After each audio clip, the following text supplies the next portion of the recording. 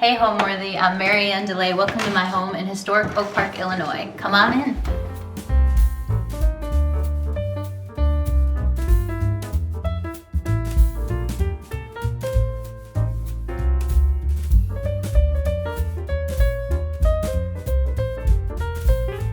You're watching Homeworthy, where we believe every home has a story. Hey Homeworthy, I'm Marianne De Ley, and this is my 1920s condo in Oak Park, Illinois. I grew up in an Italian immigrant enclave 40 miles south of Chicago, and it had a lot to do with who I am today, actually. I grew up with Italian grandparents. My grandpa had owned a funeral home, and my parents worked really hard. So my dad was a fireman. He worked 24 on, 24 off, and my mom was working. She had a health food store. She was also like an awesome 70s lighting sales lady. But what happened is I was stuck with my grandpa. So my grandpa, this was the 70s, my grandpa would pick me up and I would go hang out in the funeral home, which is pretty crazy, and with old Italian guys. And some of that is kind of formed who I am. I'm kind of like more of an older soul. And what happened is across the street from the funeral home, and this was the 70s where kids were kind of wild childs, he's like, hey, just go do what you want. Here's $5. And there was a thrift store across the street. So I would just go in the thrift store and I would just spend hours there trying to I'd find all these cool little things. I would bring home tables when I was 17. I didn't have a house, and my grandpa's, my dad's like, what are you doing? You live here, you don't need this marble table. I'm like, but it's really pretty, and when I have an apartment someday I will. So, and I was always the kind of person where my mom would come home and the house would be completely rearranged. And then sometimes she was very happy, and then a lot of times she was not very happy. And she would just say, you can do this when you get your own house. So I would collect all these treasures when I would hang out with my grandpa, and then I would bring them home, like marble tables and weird stuff like that. And I also had amazing, in the 80s, it was an amazing time because I had all of these great 1920s, like flapper dresses. You can get them for like $1. Like no one was buying this stuff. So it was just this amazing time to find all of these pieces, and I actually still have some of the clothes.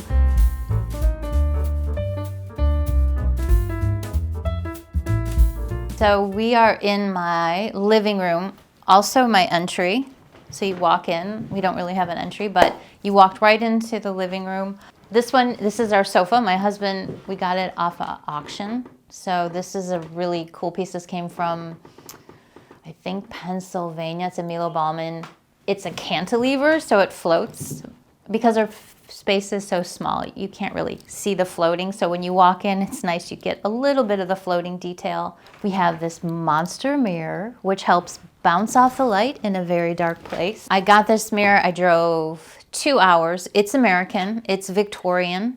And it actually came out of a huge old hotel in like southern Illinois, kind of like an 1850s hotel that got destroyed. And so I drove to a family that had rescued it. Unfortunately, they painted it, and I have yet to kind of tone it back down. But it's an actual old mirror from kind of like that Southern Illinois, river town, when, all those magnets, railroad magnets and all that. It came from a really big old hotel from there. And then this couple was like the stewards of it. And then I bought it from them. I really love hearing what people, when they walk into my, especially my personal environment, I love to hear people's reactions because I really don't have a preconceived, it's just literally in my head, and these pieces kind of all whirl and then form this weird narrative and it pulls together some way. I don't ever have like, hey, I'm gonna have like this, I don't know, Scandinavian, vibe, or I'm gonna have, I don't. I honestly don't know. It just comes out. So I don't really have a good answer for that. They're just these pieces that live together in a very strange, eclectic way that, that I like. So this is, my husband and I got this at Jean Cocteau's house in Milly-la-Forêt. And Jean Cocteau is like pretty much one of my favorite human beings. And his house was, they turned it into a museum. And we got this poster here, and it's Belle Bête, so it's Beauty and the Beast, which I personally love the original Jean Cocteau movie. It's just, the aesthetics of it are just incredible. So this piece means a lot to us because I kind of went to like my favorite person's house. And he was actually, the house was designed by Madeleine Castaing, who was also my favorite, one of my favorite interior designers. Only a couple of the rooms survive, but it's absolutely incredible. So every time I see this piece, I just think of my amazing trip that meant so much to me. This dude, I've had this decapitated dude probably for 20 years, and I realized when I put him out that I've been carrying around a decapitated Roman head. I'm like, so this kind of just says a lot. I just love him. I don't know why. Over here, this is a great story. This is a monster horse painting, and that I think this was still Craigslist. This was years and years ago.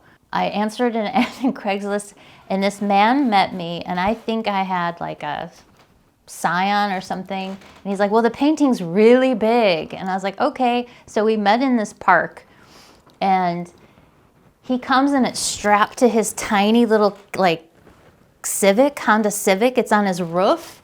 And I was like, whoa, what's going on? And then we unstrap it. And he said he inherited from his father, was a groundskeeper for this wealthy man on the North Shore of Chicago who had horses. And so when that man died, he gave him this monster horse painting. So this guy lived in Chicago with his tiny Honda Civic, and I'm sure his wife is like, our place is too tiny for this ginormous horse painting, get this out of here. So he put it on Craigslist, and so then I got it from him. And then I had to strap it to my roof of my car and then bring it home. But it's an original painting. It came out of some big monster mansion with some man who loved horses, but I love it. You know, when you have a room like this, when you live in an apartment or a condo and you don't have a lot of square footage, your layouts are very complicated. So this room took a lot to figure out, actually, because this room is a workhorse, because behind this door is everything, our everything closet, like everything you can imagine is shoved in this closet under the stairs. So you walk in through here, you have to go to the closet, you have to go to the dining room and the kitchen, so you have to have all these little walkways and pathways, and then you have the staircase. I've had this stark rug for about 8 years, and I've always had leopard rugs. Before the grass cloth, I actually have vintage leopard wallpaper, and I was just gonna leopard it out. I literally, if you go to my Instagram, there is one where I was just tacking it up. I was like, oh, this is really something. Like, this is a mood. And I was gonna do leopard wallpaper with the leopard rug. So leopard to me doesn't bother me. It will bother a lot of people. I don't know, maybe it's like, 70s Italian American vibe that I grew up with, but to me it's always kind of a classic neutral. I've always had a leopard rug. And I think hints of leopard in a room kind of are necessary, kind of like hints of black. You always need black in a room to ground it. I think it gets a bad rap, but I think more people definitely have come around to it. This guy came out of a big mansion out of Riverside, Illinois, and it actually was larger, so we had to kind of cannibalize it and make it smaller. What I love about it, and this kind of says a lot about maybe the way that I am, it's perfectly imperfect. Like, these aren't hanging perfectly, but I kind of like it. And it could go up a little bit, but this is, I think, probably, it's like 1890s that he was talking about where the house was coming out of, but it was even larger. So it was pretty grand. But yeah, we got it out of a house from there when we moved here. Because when we moved in here, the walls were all gray, and he literally had the boob lights in every room. So it was just like those closet lights. This table I've actually had for a very, very long time. I love kind of just clear coffee tables. I do love big old wooden ones too, but especially in a smaller space. This is just a piece probably like early 80s. It just kind of reads as clear, and which is nice is in front of the fireplace you can still see these crazy griffins, which are concrete, which are insanely heavy. I got these from one of my favorite dealers. Her name is McGillicuddy. I think I've had this for about, I don't know, 8 years or whatever, but I saw this and I had to have it.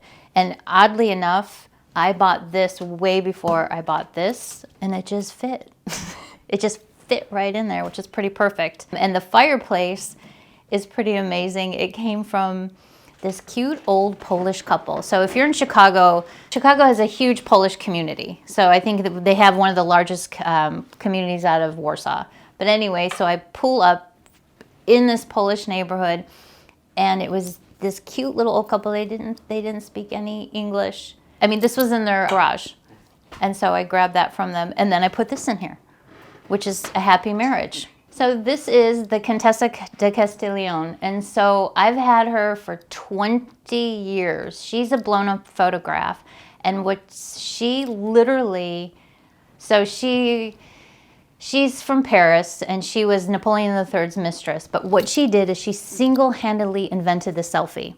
So she basically would hire her own photographer, dress herself up, and do all of, she just take pictures of herself. And she was known as this, beautiful courtesan that would, she was the knockout of like 1890s Paris. And apparently this little dimple here, it was like super sexy. I don't know.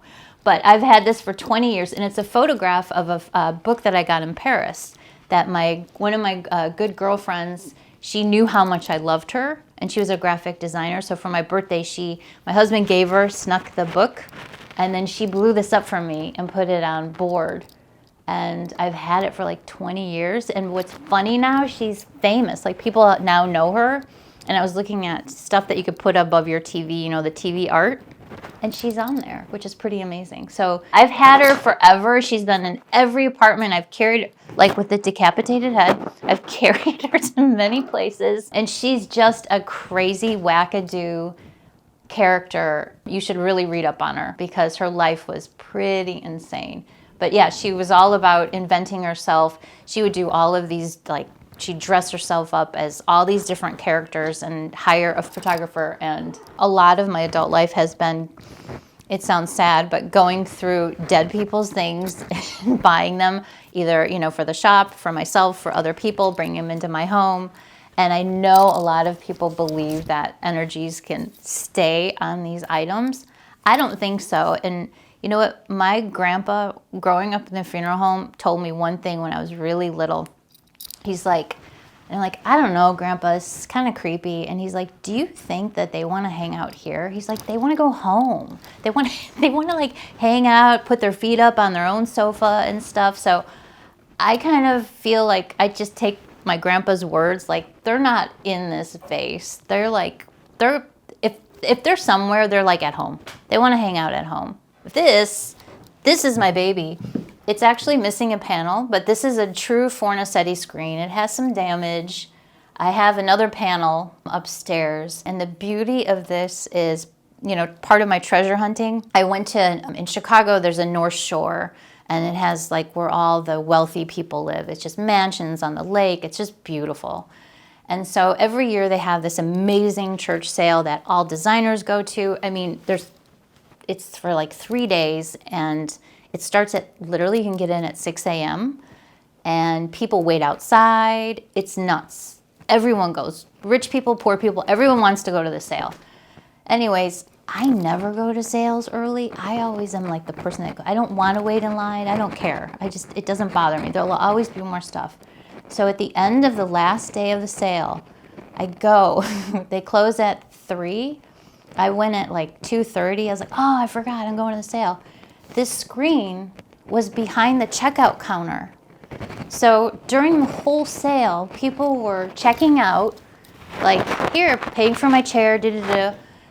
And this screen was behind it. And I was like, what the fried eggs? What? Wait, what? what's going on here? How much is it? They're like, oh, it's $10. Do you want this screen? I was like, sure, I'll take this screen. Yeah, this is awesome.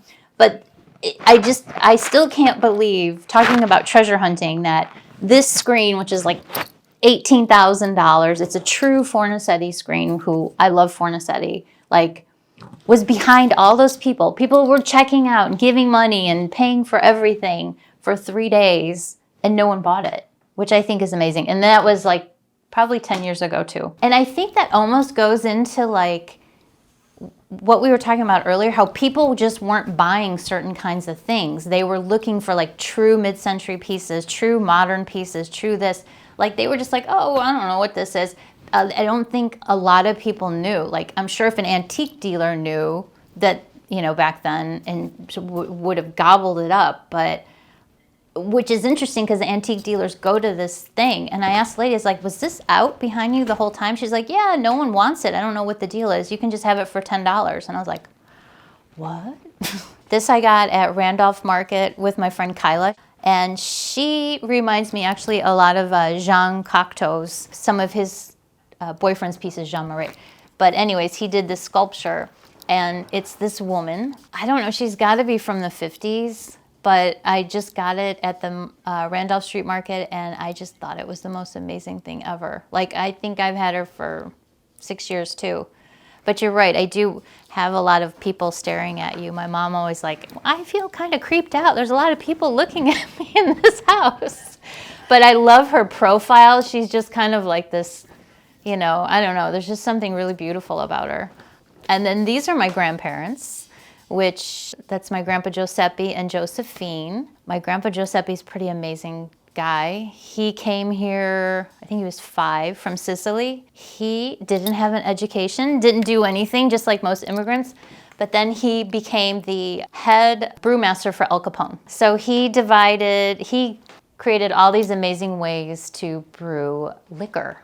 And yeah, that's him. And there's a great picture of him. I don't have it up. I have to frame all my pictures. There's pictures of him before Prohibition where he's with my grandma in the backyard with goats and a t-shirt.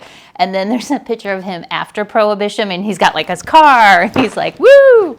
You know, he's looking great. But he was amazing. I feel real grateful for my age that I was raised around my grandparents, just because they really brought something, you know what I mean? It's just that generation to me. His stories were just amazing. So I do. Both of my grandpas are Italian. Both of my grandmothers sadly passed away before I was born, but I was raised, you know, with my grandparents. And in probably most immigrant communities, but Italian communities, your grandparents and your cousins are just pretty much your family. So my grandpa, you know, was like my dad. I would spend so much time with him that, you know, but I did grow up with both of them, and we did see them all the time.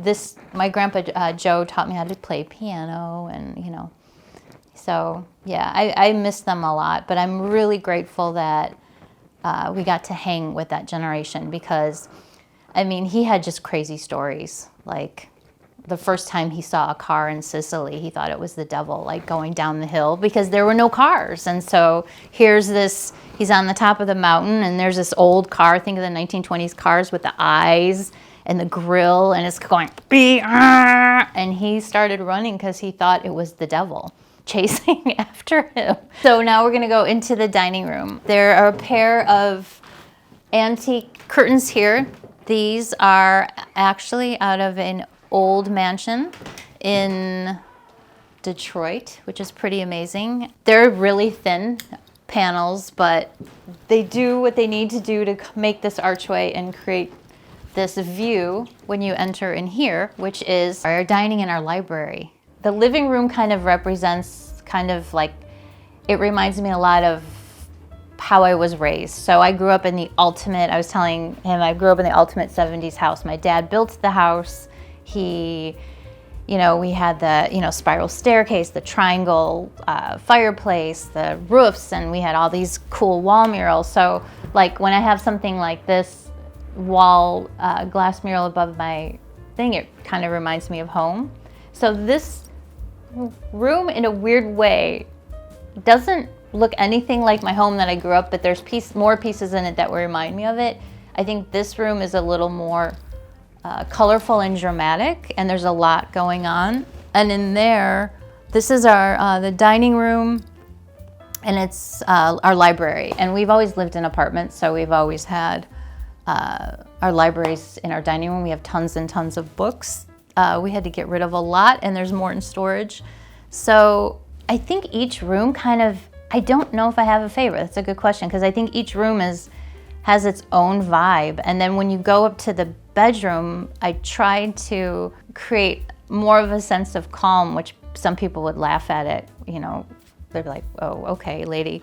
But because there's so much going on down here, you've got textures and colors and books, and there's just, your eye is always kind of wandering. And then upstairs, I painted it kind of like a neutral color just to kind of bring it down a little bit. I'm also a color consultant, so I'm kind of like known for maximalism and saturated colors and patterns and stuff like that. So I wanted to kind of play and bring it down a little bit, because both of these rooms, I think, kind of have a lot going on, don't you?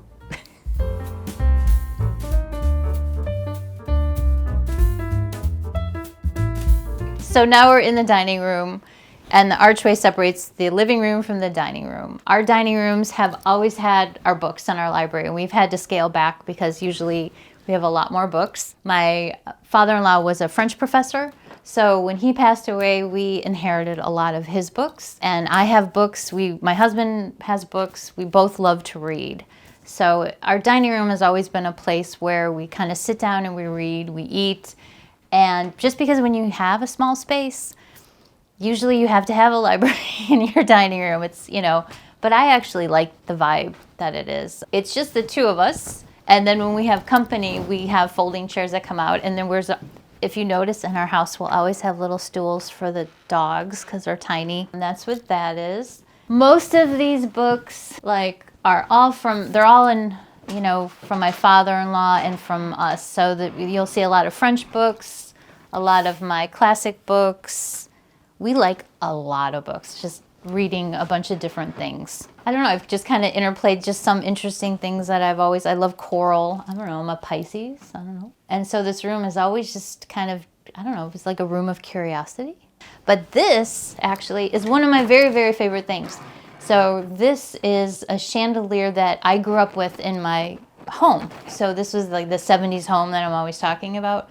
My mom after she owned a health food store, she became a sales rep for a modern lighting company in the 70s. So in our home, we had all this amazing lighting, and this was always above our dining room. So when we moved out of that home, she boxed it up and then she gave it to me. But I love this thing, and it just kind of reminds me, I grew up eating underneath it, which is kind of crazy all these years. This piece was on Marketplace. This is a great Marketplace story, right? So this piece was on Marketplace, and when we moved in here, I found it, and I was like, oh, I think I want it for our dining room. So I contacted a lady, and the lady also is on the Chicago North Shore, where all the good pieces are. She said that it was from France. I actually think it's Italian. She said she got it shipped from France. I don't know. It's all faux. It's painted faux marble. So when I went to buy it, the lady's like, oh, it's gone. I'm sorry. So I'm like, oh, wait, I'm meeting you today. Then 5 months later, I go to a woman's house. This is such like Marketplace. I go to a woman's house to buy some lemons, like Italian topiary lemons. And it turns out I know this woman that she had shopped at the studio. And so we were talking. I was like, oh my God, I know you, and blah, blah, blah, and la, la, la. And then she's like, oh, I want to show you something in the basement. And I walk by this table. And I was like, wait, where did you get this table? She's like, I got it from this old lady on Marketplace. And I was like, wait, what? And she's like, I'm moving, but if I don't take this table, I'll let you know if I sell it. So it turns out she did move, and then she did decide to sell it, and then I actually got it, which is pretty bananas, isn't it?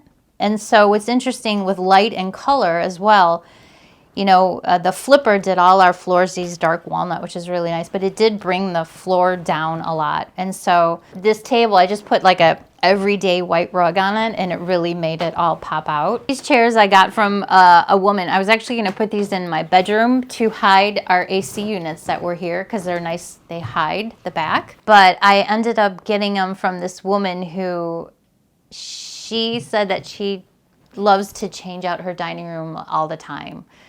And I'm like, okay. And so she's like on her 5th pair of chairs, and they just kind of landed. And I was going to put them upstairs, but I thought they looked so beautiful in here. And they have the leopard, and they're cushy and comfort, and they look great with this table. But this is actually also, this is an amazing story. This is a Massimo Vanelli marble lamp, and it's kind of like the Fornasetti. This is worth a lot of money. It's 9,000 pounds. We got it from this couple who worked, I think, at Trump Tower in Atlantic City. It is all marble. It's 9,000 pounds, and I told my husband it's like when I die, he can sell it because he'll get a lot of money for it. Like there are pieces I'm like, okay, this is kind of like if your inheritance, if I die, just sell the screen and sell this, you'll get money. But I love it because it to me, the beautiful thing about it kind of looks kind of Roman, doesn't it, in a weird way? I've been trying to hone in on pieces that I really, really, truly love. Like, it's hard to be like, oh, I love this, I love this, I love this. And so what I've been trying to do, and it sounds really silly, and it probably people who are the exact opposite of me, but I've been trying to do something that I'm calling edited maximalism, where just because I own it, it does not have to be out. So there's a lot more stuff hiding and squirreled away in, behind that closet or in the locker. But I'm trying to kind of tone it down and hone it in. Just because I own it, it doesn't all have to be out. And, that's kind of where I'm going. And there is a lot going on in this room. But to me, this room has a lot of energy, and it has a lot of like creativity, and like it's reading and it's music and it's eating, has a lot of life force in it. I actually had a wall of these, and there's more panels that need to go up over there. But these came from like your Staten Island Nana. She had a wall of them. And so we took them out of her house, and I have like 8 of them. So one day I'll have a place where I could just have a huge monster wall of them. And so we just broke them up in here. There's 3 more panels that we have to figure out where to hang. And then these are just Elo cabinets. So these are just mirrored cabinets from like the late 70s, early 80s. They're like the smoky bronze, which I love. I went to college for classical archaeology and Latin. So I went to be a classical archaeologist with focused on Rome, ancient Rome. So I think I always kind of had this treasure hunting, squirreling little vibe, And then I realized that, after years in college, I wasn't going to really be what I thought it was going to be. Like I thought I'd fly in and be like, this urn is from blah, blah, blah period. And, and I realized in college that I would probably spend the majority of my life just like sifting through dirt with a brush. Like, it's a lot of tedious work, and I don't have that kind of, I'm a little more impatient. So I kind of lost my way, but I was always kind of having this treasure hunting vibe. And then I don't know how it happened. I've always kind of done interiors. I've always kind of, had unique apartments, and people always asked me to help them. I had different jobs, and then something happened. I hated my job so much. I was like, I think I was doing like commercial or industrial project management and director of administration, marketing, all this stuff. Like I could wear a cape. And I was like, I don't like this at all. This stinks. And so then I'm like, I'm not gonna do this. And so I quit. I worked my way up to where I wanted to be. And then I was like, this kind of really stinks. I don't like this. And I decided that I need to do something. And at that time, I think I was about 38, that I need to change to be happy. And I had always just done this. I had always just, from a small age, moving, styling, doing things. And then I opened up the Savoy Flea, which was this small well, it wasn't small actually. It was a 1,500 square foot studio, and it was, it was great. It was kind of like, it was my lab. That was probably the best way to put it. And it's kind of where I really cultivated styling and really decided how much I really loved styling, as opposed to the selling aspect of it. And I still love the treasure hunting of it, but I can spend hours with my photographer and we would just do these amazing shots. And that's kind of where I got that bug of like, just styling and capturing light and images and photos and mood making. I'm really about kind of creating atmosphere and mood, like atmospheric design. I love, being transported. And I think living in Chicago, as long as I went to school in Chicago, I think it's so important to have these environments where you walk in and you're transported. Your home is just, it's just you. You open the door and it's just kind of you.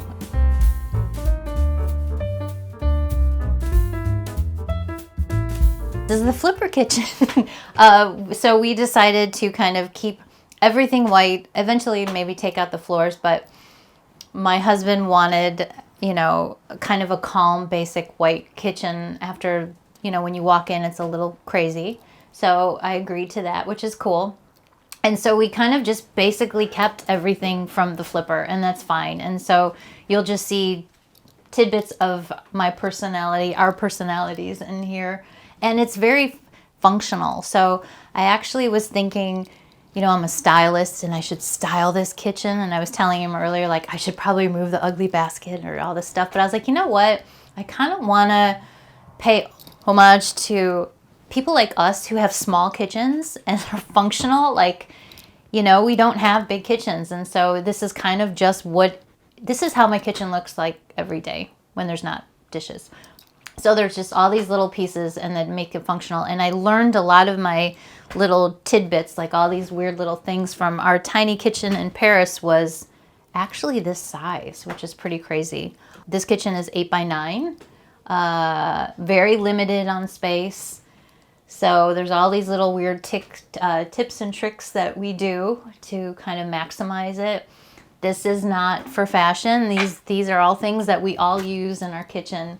These are really cool botanical prints. I have more and more of them. I'd love to do a wall one day of them, but these came from an estate of a botanist.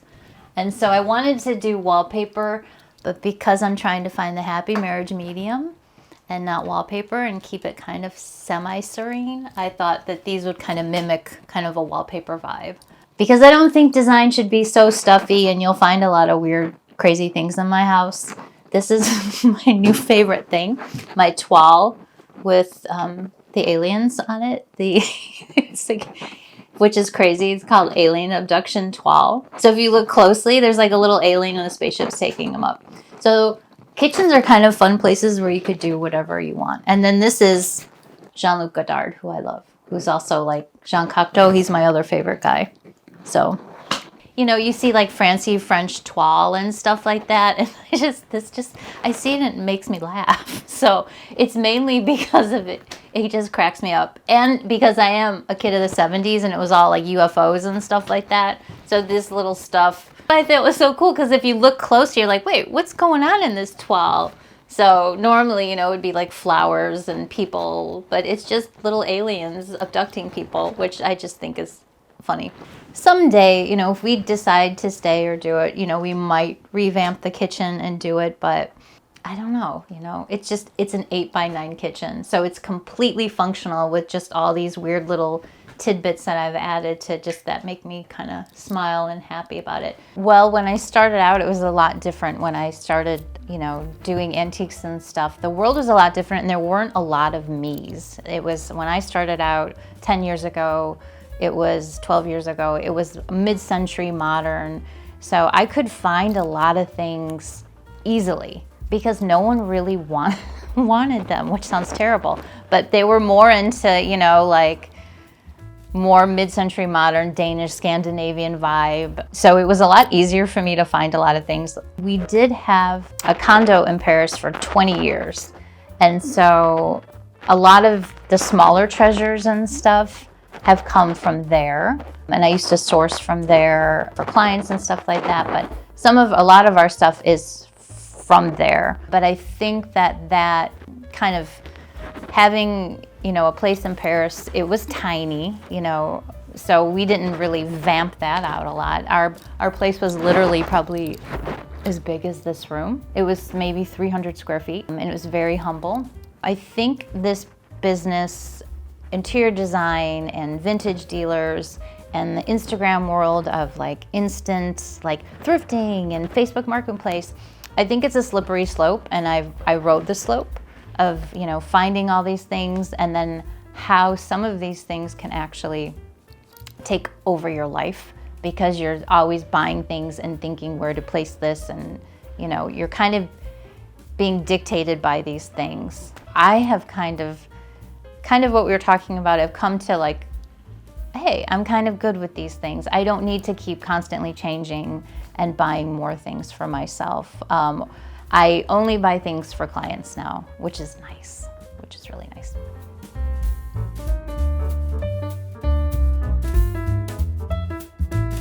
We're gonna go up to the second floor. One of the reasons why we loved this place, because it actually had 2 floors, and most of our apartments only had 1 floor. So it kind of gave us more of a feeling of a home, and the luxury of going up and down, which when you live in an apartment, going up and down on stairs is pretty unique. So come on up. This is kind of what we're talking about, where I tried to make it a little more serene. So this is all painted tallow, which is one of my favorite colors from Farrow and Ball. It's this creamy color. All right, so now we're in my bedroom, where I've tried to create a sense of calm, not so much energy as downstairs, where you see more of the reds and the blacks and all this stuff. So in my own way, it's more calming, and I love blue. So my last bedroom was blue, so I tried to incorporate blue in here, and I wanted to do something neutral as to the walls.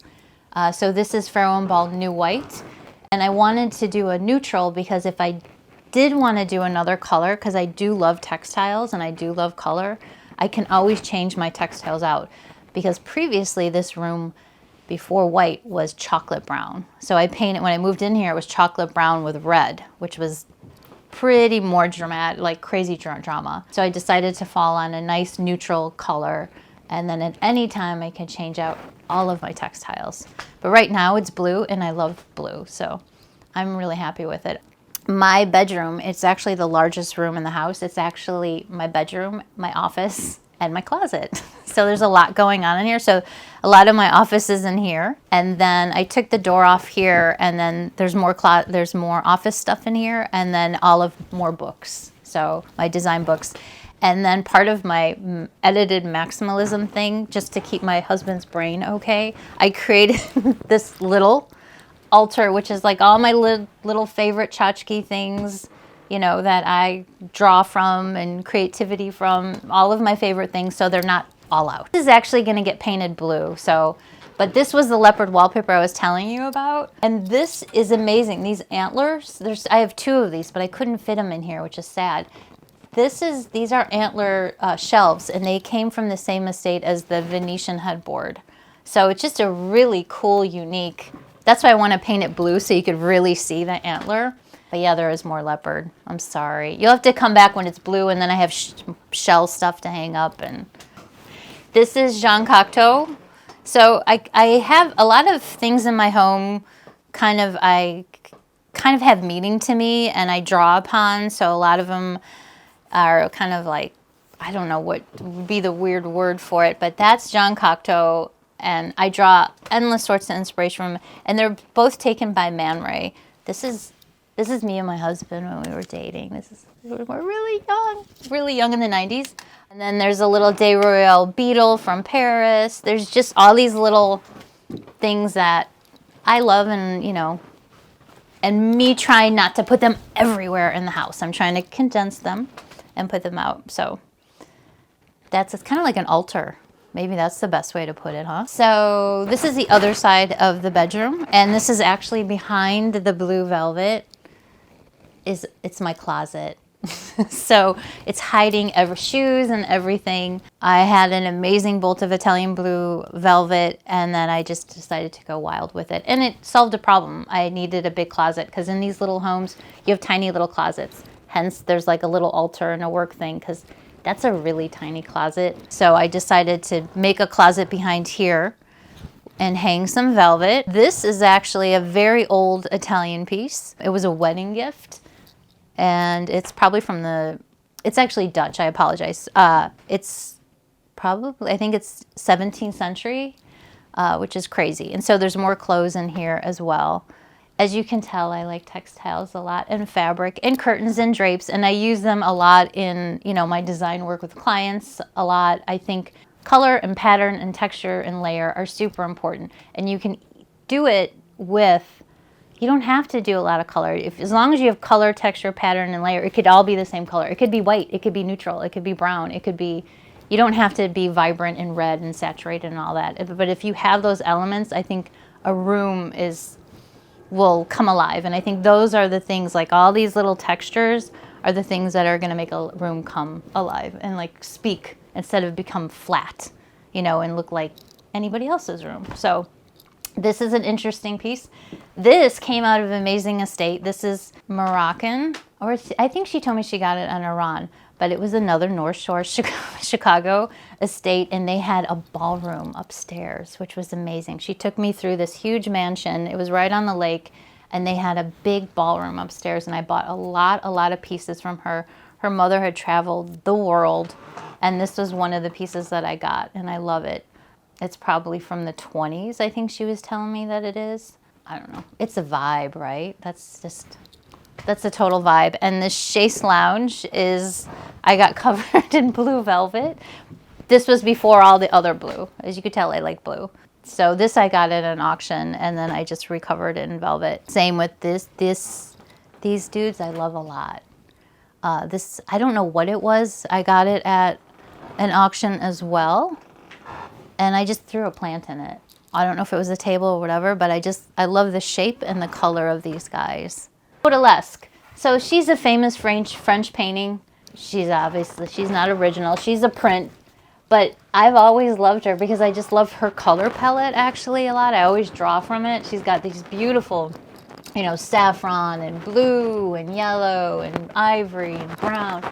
I just always love it. But yeah, it's a famous French painting, Odalisque. And she's ginormous. I think I got her at Randolph Market too as well. She's really big, I forget. And get really cool stuff. This is actually my desk. So this is my office. Like, I'll move this junk off and I work on here. Like, this is part of my office. I'll put my laptop on here. So this is my little office chair. But this chaise it's just totally like, no. I mean, it's just a beautiful piece that I've always had. And now we live in a smaller place and it fits up here. The dogs love it. It's like the most regal dog bed ever, right? But I will sit in it and read. So a lot of my work stuff is in the cabinet, and then, I do a lot of, any kind of work that I have here, sourcing or layouts or whatever, color selection. It's actually done usually right here. And all of like my little office is in through here. So this room is like a lot. It's a lot. It's a closet. It's an office. It's a little bit of, storage. It's a little bit of tchotchke altar. It's my bedroom. It's a lot, actually. And it's actually the largest room in the house, which is pretty crazy. My father-in-law got this. So I was saying that he had all this amazing art. So he lived there in the 50s and the 60s, and he also bought all this art when you could buy it, right? So, and now it's worth so much money and it's hard to buy, but he would just buy these, at flea markets when he lived there. And so he amassed quite a little hoard of them. And so when he passed away, we got a lot actually. And so this is one of the pieces. We just got this. This was hiding, and so we finally just got this in. And I love the blue, and I love the color palette. So it's La Boheme, which is pretty amazing. This is actually the first thing I ever bought in Paris on my honeymoon.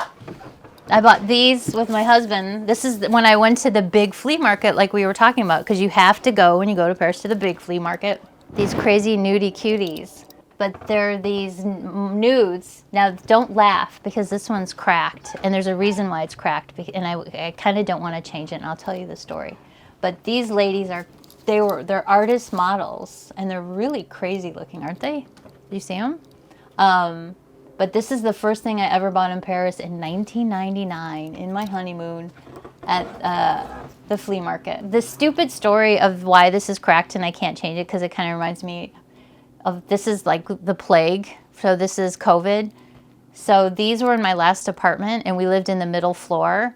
And during COVID 2020, my neighbor decided they're working from home, and he got a treadmill and he put it above us. And so our floor, I was like, our floors are shaking. Can you please stop? And then our art started falling off the wall. And so that cracked. And for some reason, I was like, that just kind of reminds me. Like, I have to kind of keep it, because it's like this weird moment in time. Like, I need to fix the frame. But then I was like, it's just such a stupid story of how we lived back then. Like, my art fell off the wall because no one could leave their house because my, neighbor got a treadmill. Anyways, but yeah, this is the first little thing that I bought in Paris, and I love it.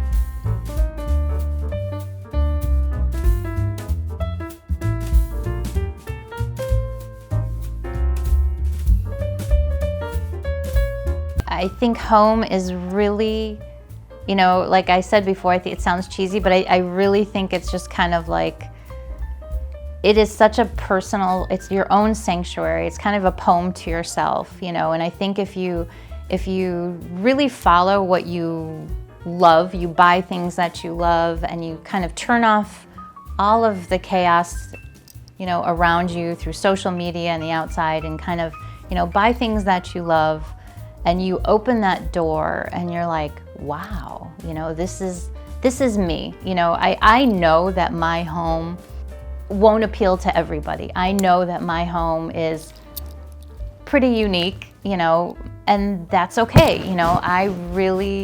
These are things that bring me joy and they make me happy. I think that is honestly the most important thing, of kind of creating a sanctuary in your own space, and then finding that nice balance, of just creating a home that makes you feel, that it's you. I think that's the most important thing. Hey, Homeworthy, thanks for touring my home. See you next time. Bye. Thanks for watching. Go to homeworthy.com for exclusive content and shopping guides.